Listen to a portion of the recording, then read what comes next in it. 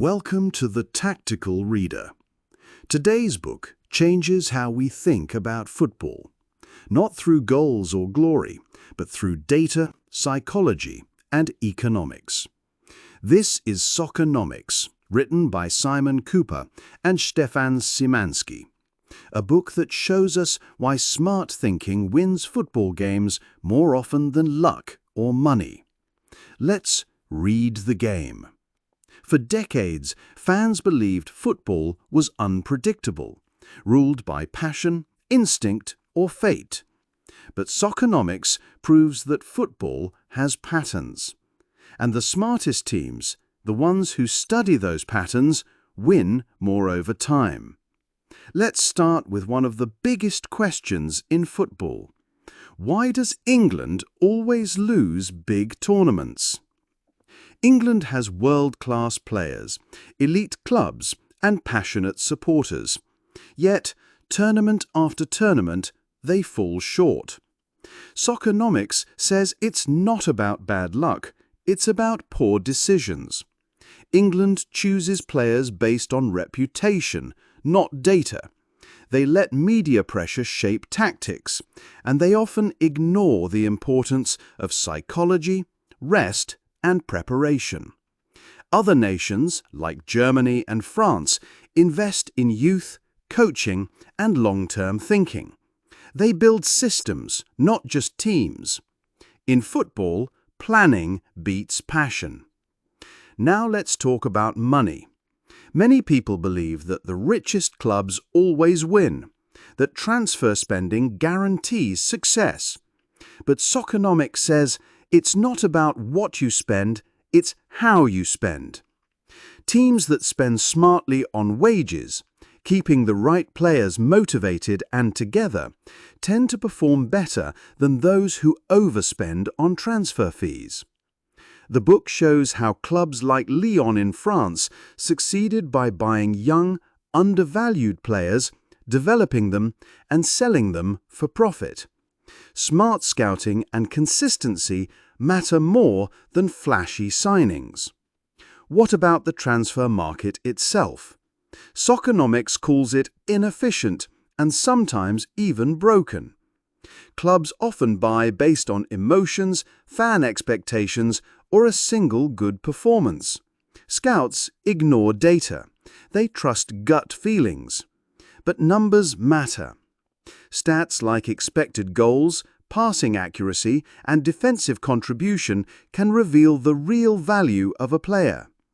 Clubs like Brentford and Midtjylland have used data-driven scouting to find hidden gems, outperforming richer clubs by using brains instead of budgets. So what role do managers play? Soccernomics says managers do matter, but not always how fans think. A manager can't fix a broken squad overnight. They can't turn average players into champions in a few weeks. But great managers do something more powerful. They shape culture. They lead during chaos. They build trust, motivation, and consistency. Sir Alex Ferguson wasn't just a tactician. He was a master of psychology. He kept teams focused for decades. That's rare. That's power. Now let's go global. Why do certain countries succeed in football? The answer isn't talent, it's infrastructure. Germany, after their failure in 2000, completely redesigned their youth system. They trained thousands of coaches, built academies, focused on possession football. Spain built a national style, short passes, movement, patience. Even Iceland, a country with less population than a city, built indoor pitches and trained licensed coaches, and they reached the World Cup.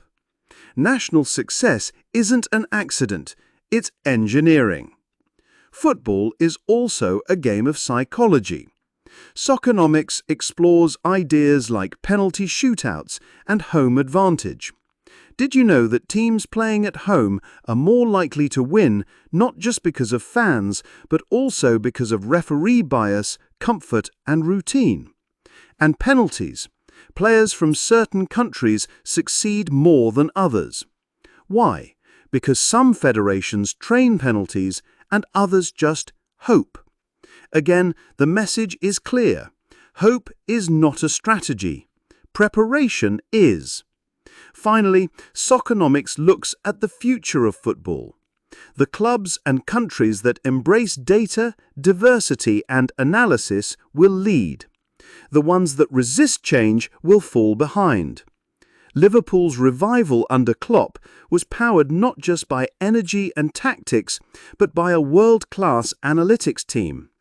They studied running stats, passing zones, sleep patterns and psychology. And it worked. Football is becoming smarter every year.